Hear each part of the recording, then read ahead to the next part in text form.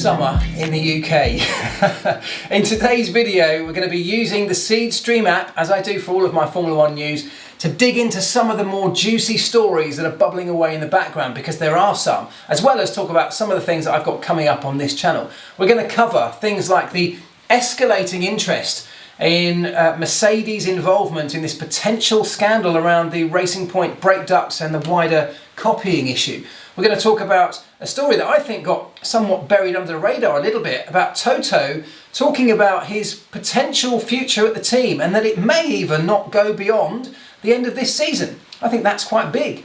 We've got all 10 teams now signed up to the Concord agreement. That's huge for the sport, so we'll talk about that. And there's a really interesting investigation just been launched by the FIA around energy usage or power usage within the ERS systems. All 4 power unit manufacturers have been asked to submit the finer details, including drawings of how their systems work, because there is some suspicion that one or more than one team is not necessarily doing all of that completely within the regulations.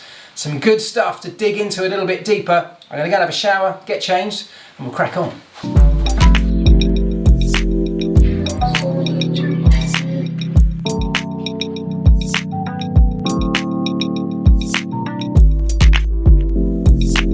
That's better. Let's get into this.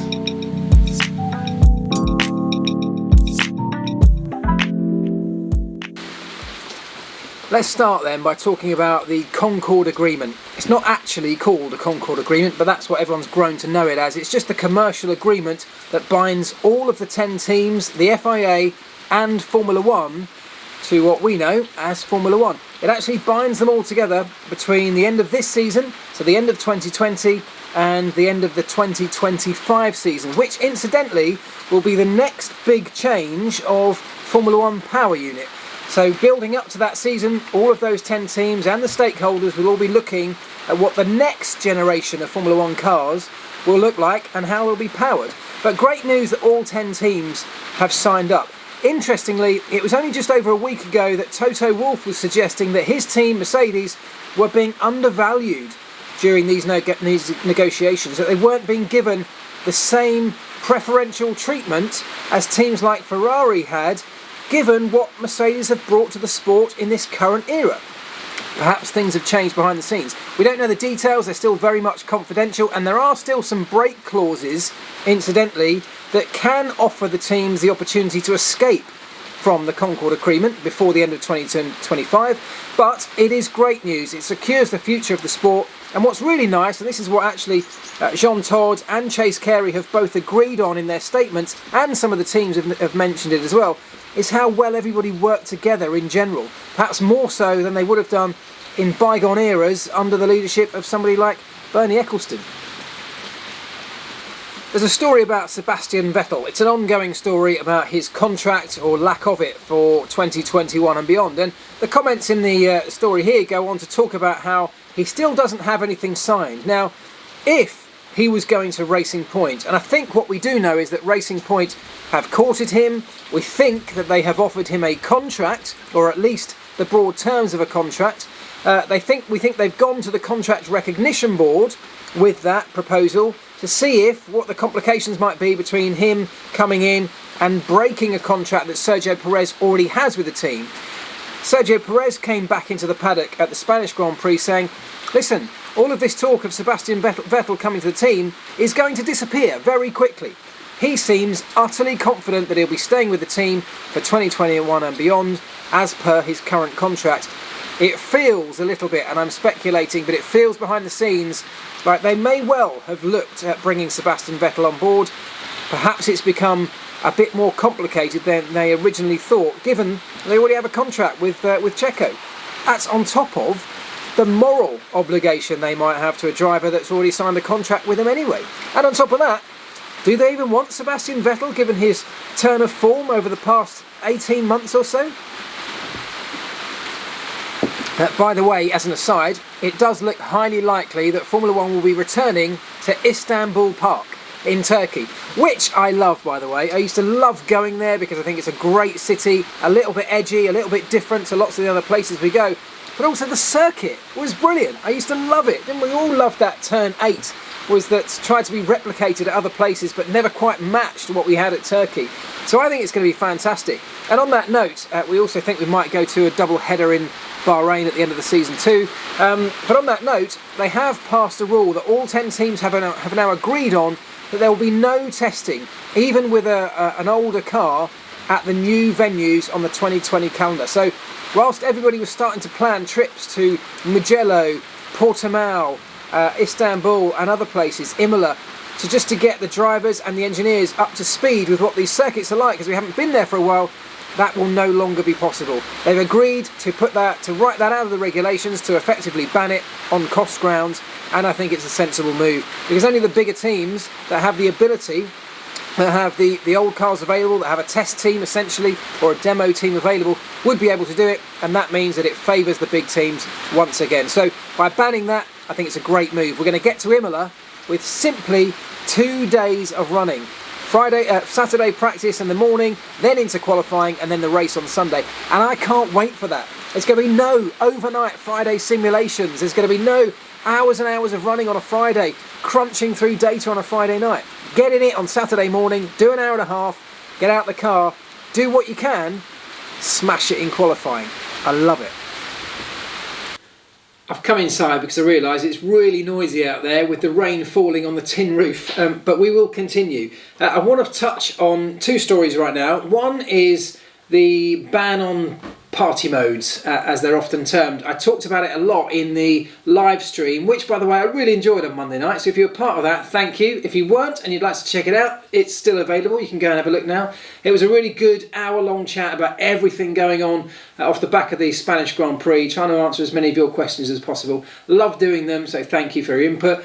But let's talk about that, because we're expecting any day now a technical directive to come from the FIA to the teams, effectively banning the use of really high power modes for qualifying. We don't yet know the exact details of how it will be worded, nor do the teams, because it could be that they say you've got one mode to use throughout the entire weekend, so whatever you go into, or certainly on Saturday and Sunday, whatever you go into qualifying with, a little bit like the other Parc Fermé restrictions, your car, the software in your car is locked in place right through until Sunday. Therefore, or whatever you qualify in, you need to race in as well. There could be that they restrict whatever mode you're in qualifying has to be used for a certain percentage of the race. We don't yet know. But what effect is it going to have? Well, lots of people suggest that it may not have too big an effect, and I'm kind of one of those people. Certainly with the dominance that Mercedes has right now, it's not all about their high power modes. Certainly not all just about qualifying. Whether Mercedes qualifies at the front by a second clear of the field or by 2/10 of the clear of the field, they're still pole position. They're still locking out the front row in theory. And actually that would be better for them to do that, to save a bit of that engine power, that high power mode, to be used in the race. If they say you've got one mode to use across the lot, well, they just level out the peaks to be able to use across the entire span of the race weekend. I'm going to do a separate video on it because I think it's quite interesting one to explain. But I don't think they're going to have a huge problem, Mercedes, given that they're so dominant in their car anyway, still staying exactly where they are, and actually being able to run at a higher power across the entire race, only by a small amount, might actually end up being a benefit to them. What Red Bull have said, and Helmut Marko has said in this article, is that he says that actually it's much more about not just qualifying, but in the opening laps of the race, off the start, the first couple of laps where they break away, on the in and out laps where they can turn things up. It's those higher power modes are not just for qualifying, they are essentially when you hit the overtake button, it pops it up into the high power mode. When you need a fast in lap for an undercut, that's exactly what you do, you turn everything up. So it's those things that might have slightly more of an impact over a race than perhaps just the ultimate qualifying maximum power in Q3, which Mercedes probably don't really need right now. Now the other story that I really want to touch on is this storm that's just starting to brew around ERS usage. And this stems from the amount of power you're able to deliver through your MGU-K, which is heavily regulated anyway in the technical regulations, but it may well be that some power unit manufacturers have found a way around that. And the story likens it a little bit to the way that Ferrari got around, supposedly, allegedly, got around the fuel flow restrictions by essentially using software or using technology to baffle the sensor that measured how much fuel was flowing through the system at any given time. If Ferrari were able to bypass that sensor at times, or confuse the sensor into thinking it was only delivering the required amount but actually allowing a bit more through at certain moments, well, then that gave them a huge advantage, didn't it? The same could be said if you can do a similar thing with ERS usage. If you can deliver more than the limited amount of power you should be able to deliver, you've got a clear advantage at those moments you can deliver it. And it may well be that teams are looking to, again, confuse the sensors or bypass the sensors. Now that may seem like a really obvious and kind of silly thing for Formula One's governing body to allow to happen, but that's what's going on now. They say they don't have the manpower to do a full investigation of every power unit around this area, and so they've asked every one of the 4 manufacturers to submit detailed plans, drawings, schematics, CAD files of how their systems all work. The interesting part of this that I think that isn't actually mentioned in the story is this something that's come from that Ferrari investigation into their power units? We know that given that they've got a sort of undisclosed settlement between the two, one of the things that came from that was that Ferrari were going to help the FIA in terms of policing power unit usage in the future. This is part of the power unit. Is this something that Ferrari have been up to in the past and now believe that everyone else might be doing to some extent? I've spoken to a few people on this. A lot of people around Ferrari and other Ferrari-powered teams now believe they are perhaps the only power unit that's actually being run legally within the paddock, within the letter of the law right now. They think that the deficit that Ferrari has off the back of these changes and the technical directives that came off the back of their investigation have been have affected them so much because they've had to follow the letter of the law. Perhaps others who haven't had full investigations into their power units aren't quite following the letter of the law themselves. I think this one could well brew into something much more significant. We might see some quite significant changes off the back of it. If it's anything like what Ferrari were doing, and if Ferrari have helped word this, put this investigation into place, we can probably assume that they do know how to do this, or were at least in some way working on a system like this. Well, then surely others could well be too. I think this is definitely one to watch, and it could have a bearing on what happens over the rest of the season. Is one manufacturer using something like this much more greatly than others? Could we see a levelling in the playing field if this does take effect and take hold? The investigation's happening right now. The plans and drawings will have to be submitted before Spa, and therefore we might get some changes, or at least a technical directive off the back of that could force some changes pretty quickly. Definitely one to keep an eye on.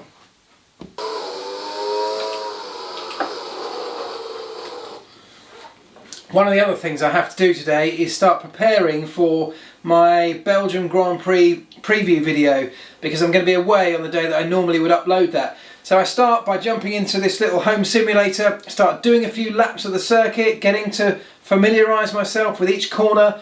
We'll start thinking about the engineering process as if I was engineering the car over that lap.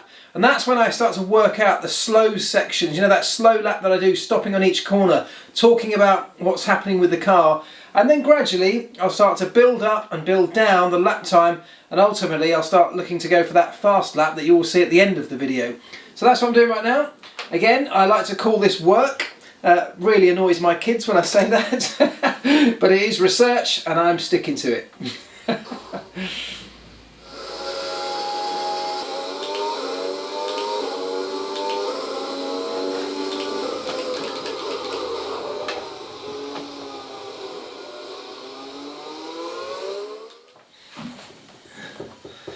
Now, we know that 3 teams have appealed against the steward's decision from the Styrian Grand Prix, remember that? Around the Racing Point brake duct saga. Those 3 teams are Ferrari and Renault, who both allege that the punishment is not severe enough. They say Racing Point broke the rules, they should be punished even further than the way they have been. And they also want to use this to open up the discussion even further into a more philosophical discussion around, should we be allowed to copy cars the way that Racing Point have done it, or should every team just design their own car as the rules suggest? Racing Point have said, well, we're appealing because we haven't done anything wrong. Yes, you can have this bigger discussion around whether the rules should be written the way they are, but they are written the way they are, and they say we haven't broken them. Of course, what this is doing is opening up a deeper, bigger investigation, a wider discussion around this subject. It's going to go to the ICA, the International Court of Appeal, and we will learn more and more and more about the details of exactly what happened. That's where things become interesting, because there's more and more intrigue around the involvement of Mercedes in all of this, to the point where there are some stories bubbling up on the internet. Now, I don't often just take stories from anywhere and believe them as being true. In fact, I rarely ever do that. I like to see it from a couple of reliable sources before I take it too seriously. There's a story that has bubbled up over the weekend from an interview that Colin Coles did, former team principal, of course, Colin Coles, but somebody who also has a bit of a grudge to bear against Toto Wolff and Mercedes. They fell out famously. He suggests, and he actually stated, that Mercedes supplied Racing Point with a wind tunnel model and also a show car to help them in this process of copying the philosophy of last year's Mercedes. Now, if that were to be true, it would be a much more severe breach, not just from Racing Point's perspective, but actually implicating Mercedes in this, something that Toto Wolff, of course, utterly denies. But there are more and more questions coming for Mercedes to start facing.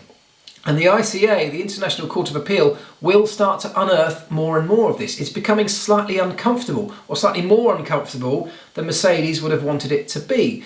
There's a growing concern now amongst a few other teams that Racing Point surely must have had some more assistance to copy the philosophy of a car, every detail almost, to an incredible degree, over and above just being able to do that from photographs, which is what Racing Point say they've done. Now, if there is some ambiguity here, if they haven't just used photos, which is what they've always stated, there could be some big problems coming for Racing Point, but also for Mercedes. And that, I guess, brings me on to the Toto Wolff story. Toto Wolff saying at the weekend that he is not convinced or not sure whether he will be in the team principal role at Mercedes next year. He stated in the press conference that he was reassessing the way he lives his life. He talks about Susie Wolff, who runs the Venturi Formula E team, being away a lot. And so he needs to now assess what he does, because if they're both away on these two championships, they'll never see each other.